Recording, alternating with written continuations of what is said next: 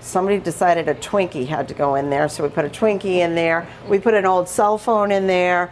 We put a number of things in there, and we're hoping that it sits there for a great number of years, and that someday in the future, when they need to renovate something, or perhaps it's not of use for our organization any longer, somebody will stumble across what we've left for them in the form of the time capsule. We took some pictures of Rantoul Street and Park Street, and we really tried to capture a little bit of what we do for the community and sort of the sense of the community. A few of us wrote letters, so we're really hoping that'll be a real delight someday for a future historian to find.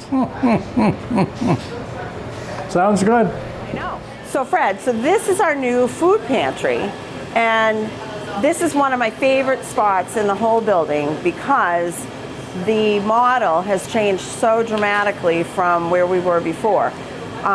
We had to, because of space constraints, we had to pre-pack our bags and just give people what we felt was appropriate in that bag. And it worked, and it was okay, but we found that people were opting out often. They really didn't need the peanut butter, or they didn't want the macaroni and cheese. And they weren't necessarily choosing some of the other things that we felt we would love to see them choose. So this is our redesigned food pantry. And we went on road trip after road trip, and we looked at a lot of other food pantries that are around the state to see what they were doing, because we wanted to try to take the best of what they were doing and recognize what our own clients needed. And so you can see our fresh produce is really what we'd like to push the most, and that's why we put it first.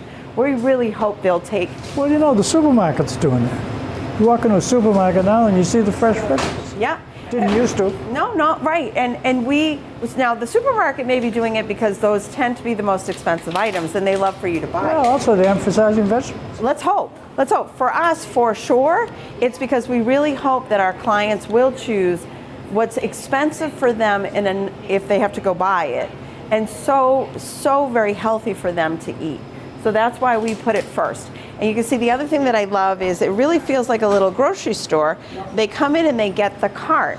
It really empowers our clients to think about what they're eating and to really choose what they will eat. We believe that we will have less waste and more appreciation for the folks that come through here.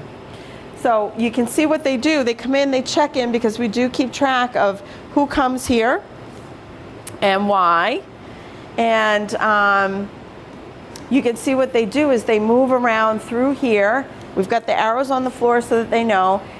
Here's where Henry's comes into play, because we have all these phenomenal dinners and things like that are probably just about to expire, and Henry's doesn't want to sell to their clients. And I guess Henry's is now Crosby's, so I should probably put that out there as well. Are those meat pies? Yes, so they give that to us, and we let our clients know you need to either eat it right away or put it in your freezer, because it's still perfectly great food. It's just that, you know, Henry's is choosing to pass it on to us versus putting it out on their sales floor. You can see one of the things that we never could do before was offer up frozen. And frozen is a very, very healthy and nutritional option. It's a great way to provide fruits and vegetables. And I especially think during the winter months when we don't have as much access to fresh, this will probably get even fuller for us. And we're working with the food banks because they're starting to provide more of that to us as well. You can see we're still offering our milk and our eggs and our meat, all of those very nutritional items here.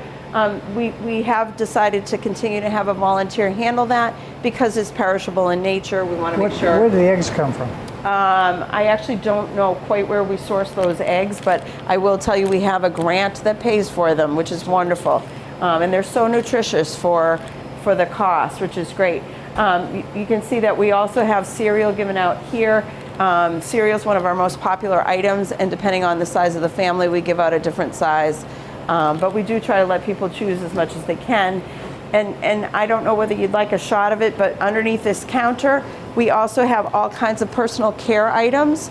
If you're on SNAP benefits, you can't buy anything that's taxable.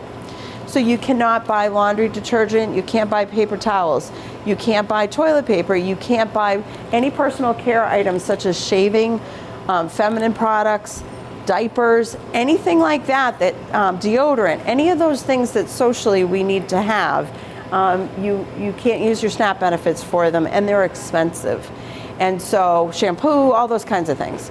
So we do try to keep them stocked as much as we can. And if you come and you ask us for it and we have it, we are more than happy to give it. Well, so I want to thank you for giving us the tour. You're very welcome. This is Fred Hammond and Reflections, and we wish you have a great year. Well, thank you very much.